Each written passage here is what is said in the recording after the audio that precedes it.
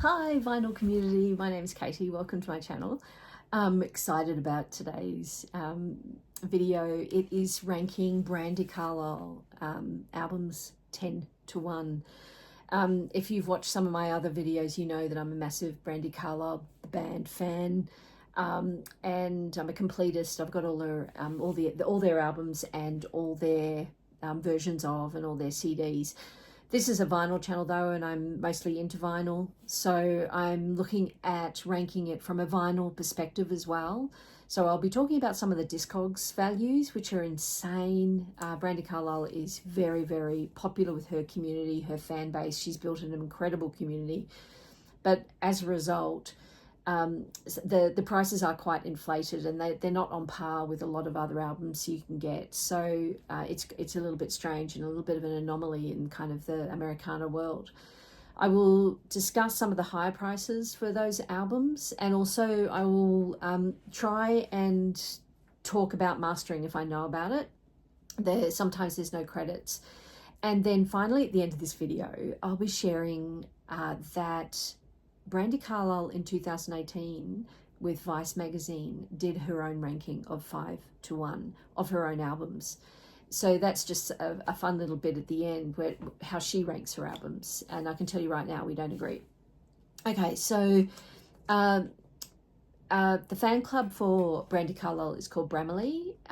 So if any Bramley are watching this, please give me a thumbs up. I do a lot of different videos. I'm really into jazz, I'm into pop. I'm into Americana, obviously, into Joni Mitchell. I'm a completist with her.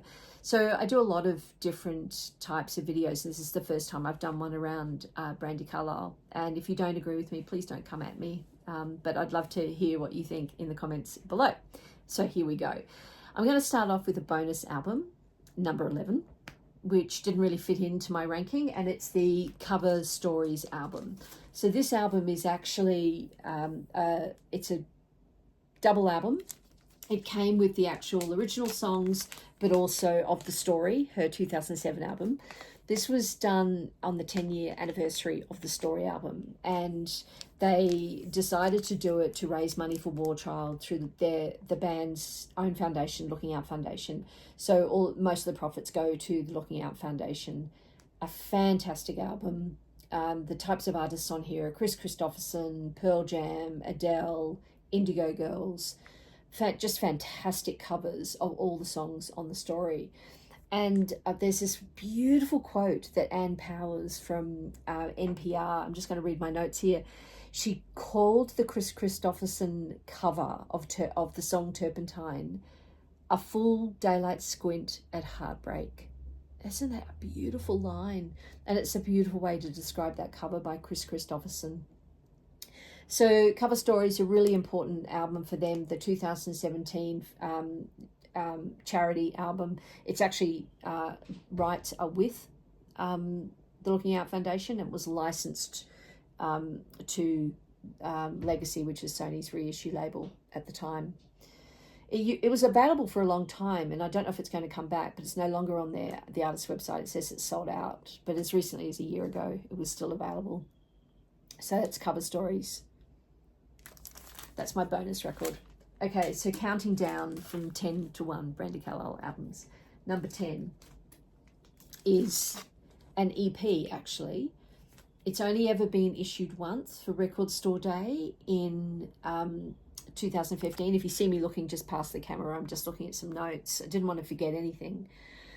So this is their first live EP that was released on vinyl. They had released a few EPs up until this point on CD, live at, lots of radio show type things. This is live at KCRW, Morning Becomes Eclectic, that very famous music morning show on KCRW. And it was off the back of their latest album, The Firewatcher's Daughter promo tour. Didn't have any mastering information on this. It came out on Record Store Day, as I said, and it was released on this white vinyl. Quite readily available. Up until recently, but now the high prices are going for $200 or $300 for a mint copy if you can find it. So that is my number 10. I do just also want to comment on this photo. This is taken by one of the band members, Tim Hanseroth. So Brandi Carlile and the twins, Tim and Phil Hanseroth, make up the band Brandi Carlile. And this beautiful photo, I would buy a print of this if it was made available. It's just gorgeous, by Tim Hanseroth. And his wife is actually a photographer as well, who does a lot of their tour photography. And just while we're talking about the twins, Tim and Phil Hanseroth, the Hanseroth twins are releasing their new album in 2 weeks' time. So it's currently July 2024, if you're watching this in the future. And they're releasing their new first solo project together called Vera. Imagine kind of 70s harmonies, 70s boy harmonies, absolutely beautiful. So that's number 10. Number 9 is the most recent album by Brandi Carlile, released in 2021, straight off the back of COVID, In These Silent Days, and that obviously refers to the silent days of COVID. This album was a little bit of a departure for them in that it had a couple of rock songs were actually nominated, and I think one of them won for Grammy Best Rock Song. Those songs were Broken Horses and Sinners, Saints and Fools, full-on live, lean-in rock.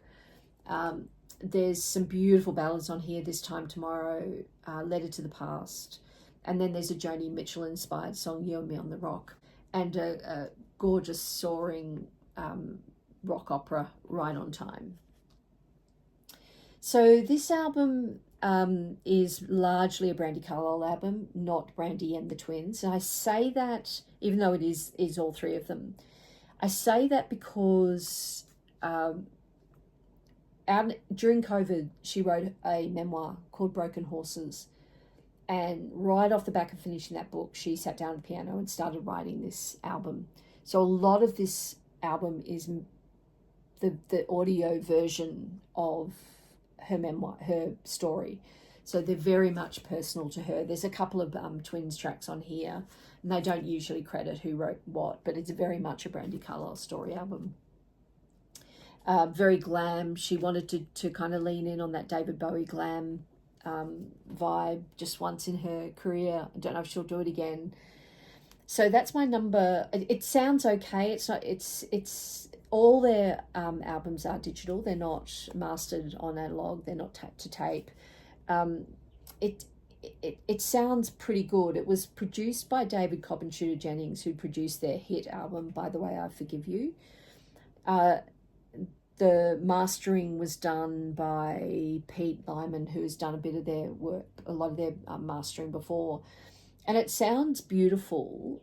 And the reason I'm hesitating is because I think it's because I struggle with the music a bit versus the sound of the actual album.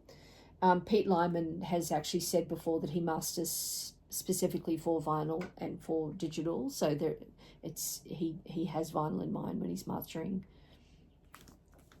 So that's my number 9. So number 8 is related. It's the same album, but within a year of releasing it, they re-recorded it acoustically in a Laurel Canyon-esque vibe. And this album is called In the Canyon Haze. So it's the acoustic version of In These Silent Days. See what they did there. It was released, the original album was released on a teal vinyl, and then they did the cover version on this orange, teal and orange vinyl.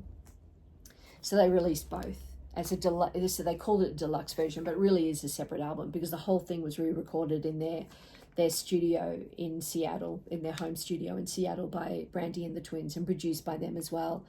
I prefer this to the OG album, In the Silent Days. It sounds better. I personally think this is where they really their heartland is in harmonies, in not the super rocky numbers. I think that very harmony-led, storytelling-led Americana music that's not heavy rock is really who these three people are when they're together. And so I think it was more suited to this album.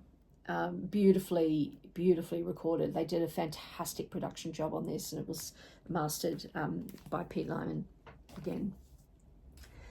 So number 7, So Bear Creek is my number 7 album.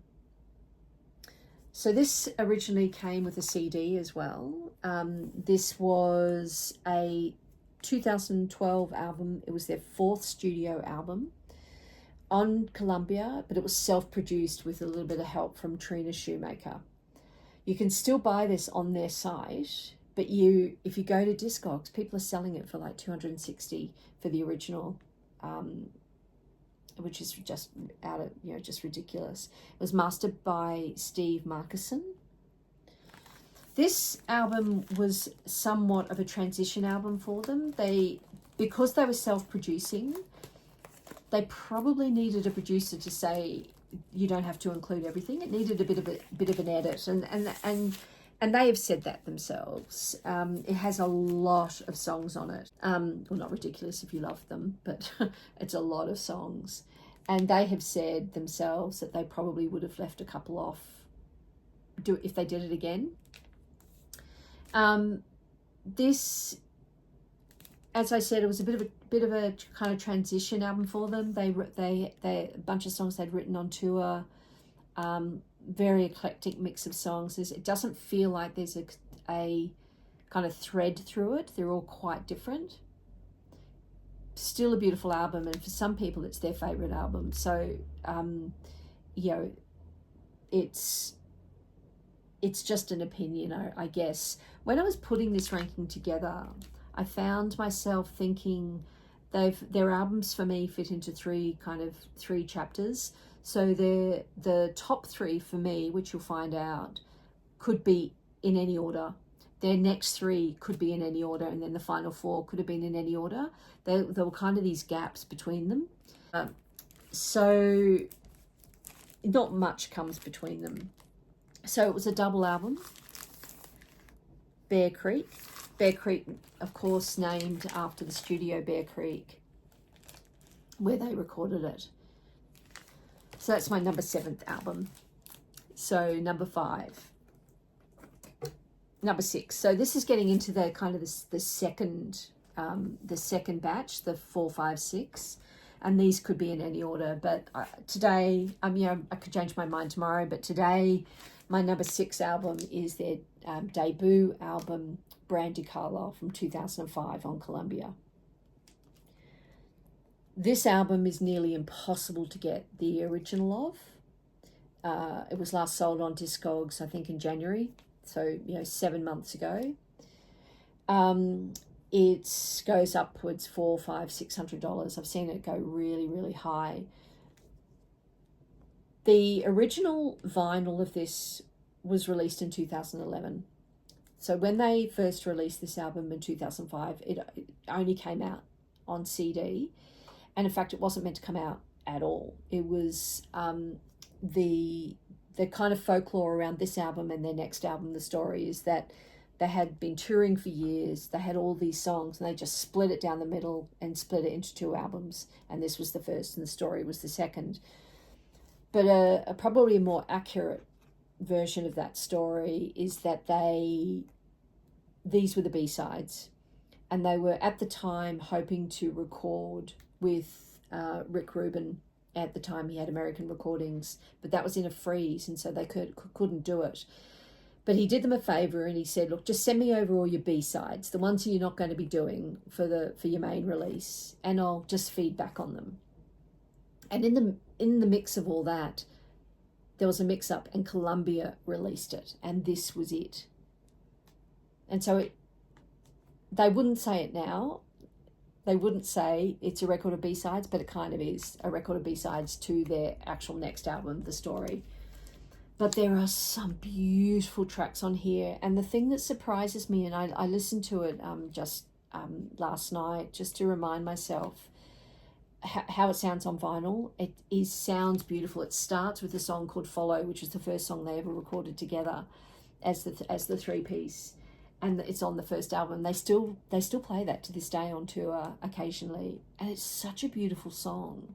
And this album sounds fantastic. It's probably one of their better sounding albums, to be really honest with you. The actual vinyl of this album came with extra tracks, 60 Years On, a live version that they'd recorded of the Elton John song, and a second version of their song Tragedy. So there's two versions of Tragedy on here. It's a gatefold album, and this one is a clear vinyl. And it's the vinyl rights to this album and Give Up the Ghost they don't have, and so there's a record company, Brookvale Records, who owns the rights to them and re-releases them occasionally. So this is a re-release. I don't have the original version of this. So my fifth album in my ranking of Brandi Carlile videos is their first full-length double live album, Brandi Carlile live at Benaroya Hall with the Seattle Symphony Orchestra. I've spoken about this album before on my channel. I absolutely love it. It starts with the orchestra tuning up, which is so beautiful, and just goes on. They play some of their hits. They do quite a few covers on this, actually. Sounds of Silence, the Twins do the Simon and Garfunkel song. They do Leonard Cohen, Hallelujah. They do Elton John, 60 Years On. And they do my favourite song of theirs, which is Pride and Joy. It's on kind of a 6i Columbia there, and it came with a CD.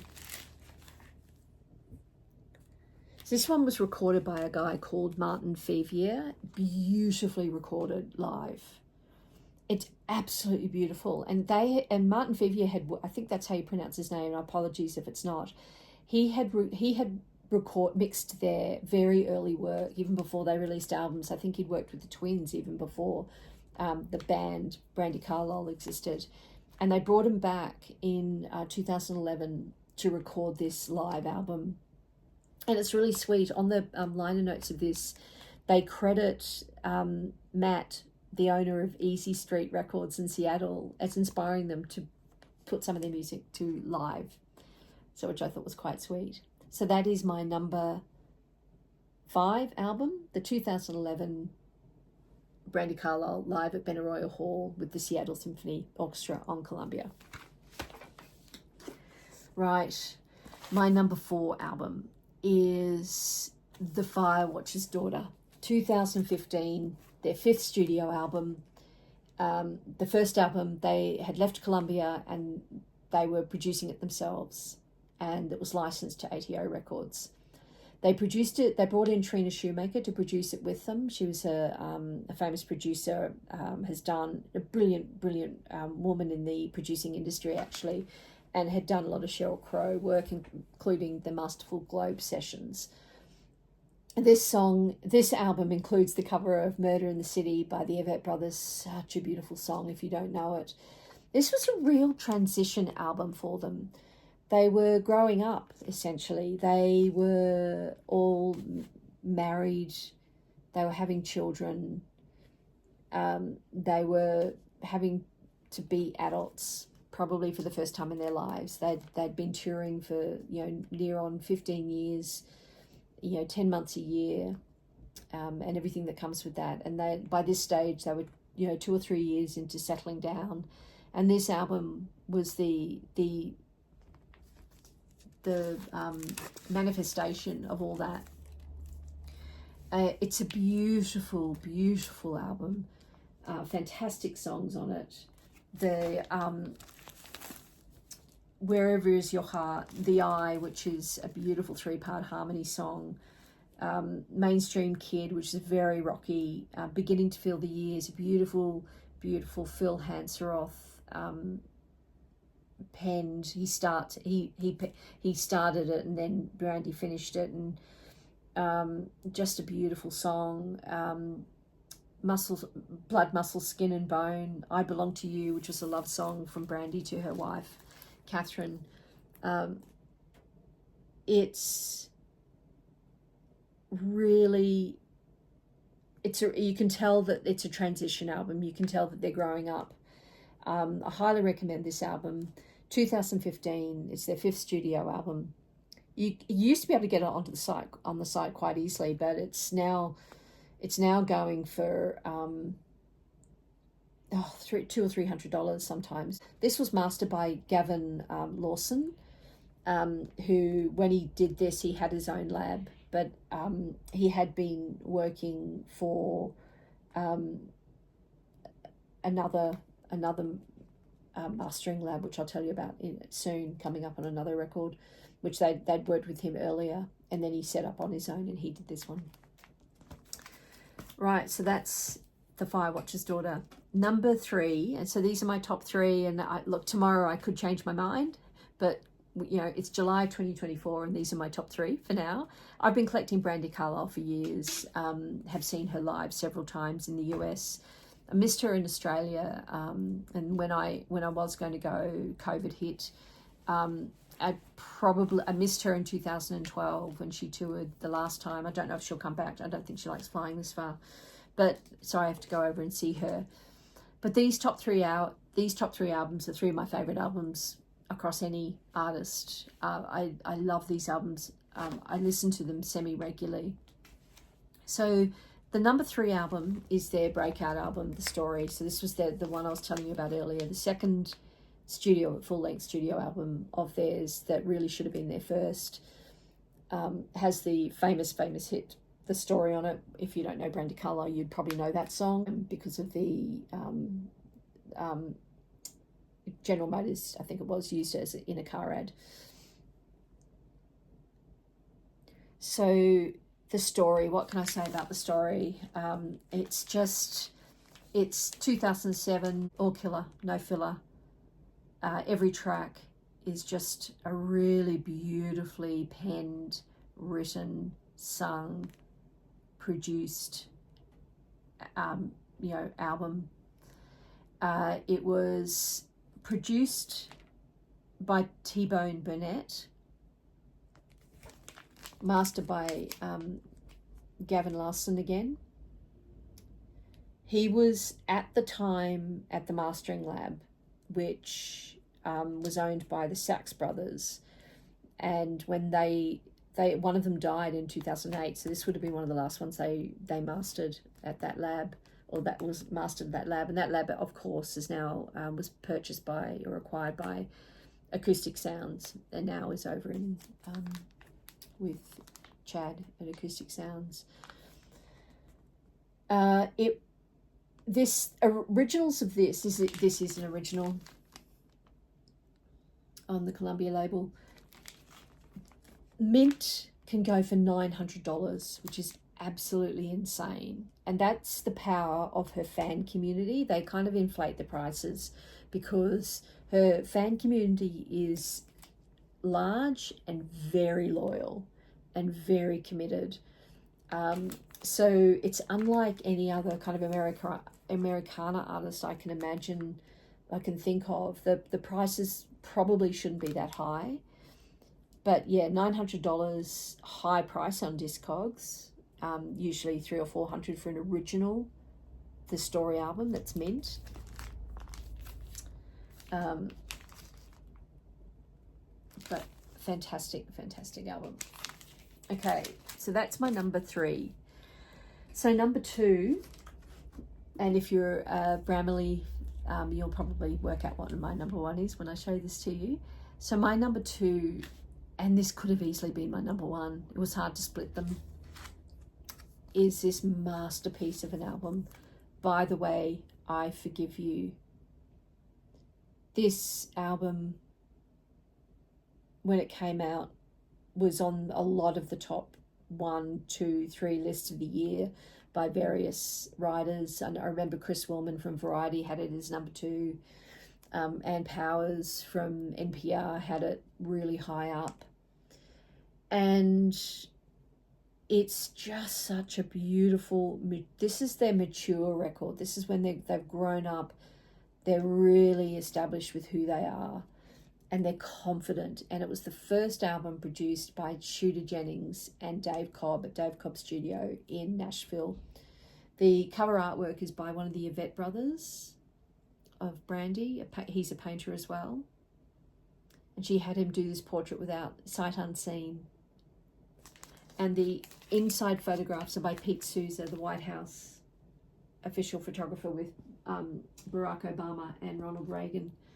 They are friends of his, and in fact, they played at his wedding at the White House with Barack Obama in attendance. So this, as I said, this album I think is a masterpiece. It has song "The Joke," an incredible poem, and kind of the times, political times in America. The joke's on them. And she did that exquisite performance at the Grammys, which really catapulted her into the stratosphere. And they're about to embark on this sold-out 2-year world tour. And then COVID hit, and everything just stopped overnight. And I can't imagine what it must have felt like for them. And they lost that opportunity. And, you know, doing their victory lap of this album. And then during that time, they wrote another album, and then that sort of took over. But this album is an absolute masterpiece. Has The Mother on it. I Am the Mother of Evangeline, which is a song about her daughter and becoming a mother. A really fantastic album. So if you're going to buy a Brandi Carlile album, and one that you can actually find quite easily, I would recommend this one. You can find these quite easily. These still, until recently, were available on her site. There are limited editions, and they go for $500, $600, $700, but you should be able to pick one up sort of for under $100. It was mastered by Pete Lyman again, but you can still buy the black version on her website actually, so I would highly recommend that. And then the final one is Give Up the Ghost, number 1 of my Brandi Carlile ranking, 10-1. This is an absolutely beautiful album, and also includes my favourite track of Brandi Carlile's, Pride and Joy.